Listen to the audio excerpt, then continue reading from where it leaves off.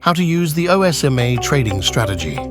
Today, we will show you how to use the OsMA strategy for quick trades starting at 5 seconds. This strategy is based on using the OsMA, or Moving Average of Oscillator indicator.